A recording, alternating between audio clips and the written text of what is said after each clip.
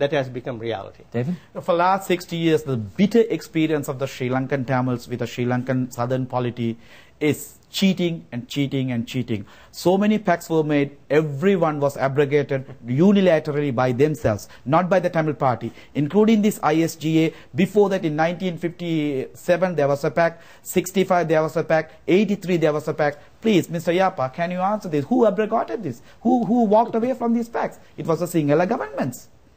You want to respond to that?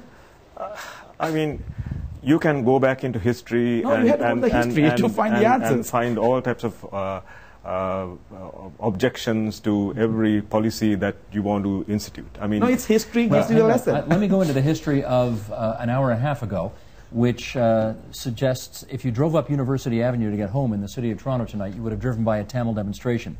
Let me go by the history of about 6 weeks ago, where there were literally, I think, 45,000 Tamils on the streets of downtown Toronto alleging genocide against the majority Sinhalese in Sri Lanka.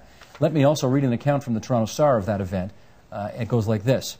Sharanya Mohan looked back and forth on Front Street. As far as she could see, Tamils stood shoulder to shoulder denouncing what they called genocide in Sri Lanka. Banners and armbands said, "Stop the genocide" or "Send relief." "This is not going to end until the government has killed every single Tamil," said someone quoted at the scene. Is that right? Is that what you think is probably going to bring this thing to an end?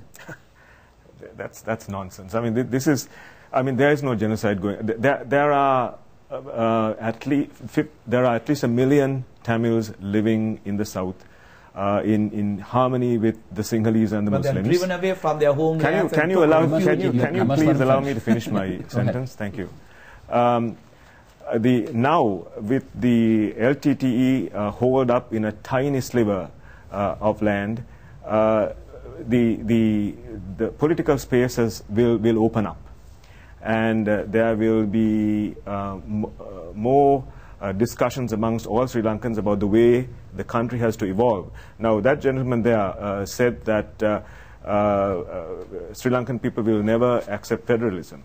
Well, he assumes that the Sri Lankan people are what they were 30 years ago. But things have changed. Things have changed. Things haven't changed, actually, because you look at the latest opinion polls conducted by Center for Policy Alternatives, right? It very clearly says that people are completely in support of the current government's military onslaught and the war, and they want to win. And then what they want to give is some kind of a watered down solution, not even a solution, but that's a reality. And then one last point I would like to make is we don't have to talk about political space now. The political space was there before 1972. What did they do? What did the government do? I know what I have to do at this stage. I have to thank you all for coming, because we're out of time. Can I thank our guest out of town in New York City? And I know this was tough to be able to hear this and not participate at it at our table, but thank you for joining us on behalf of Human Rights Watch from New York tonight. Much appreciated. On the left-hand side of the table, David Poopalapillai from the Canadian Tamil Congress, Art Cheran from the University of Windsor. My thanks to you two. On the other side of the table, Asoka Yapa from Project Peace for a United Sri Lanka, Lenin Benedict from the Canadian Democratic Tamil Cultural Association. Thanks, everybody, for your presence here this evening. Thank you. The Agenda with Steve Paikin was presented by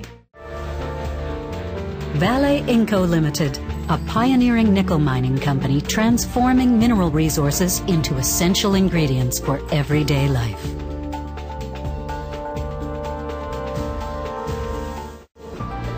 Ontario's 33,000 chartered accountants, public policy leaders since 1879. More information is available at casforchange.ca.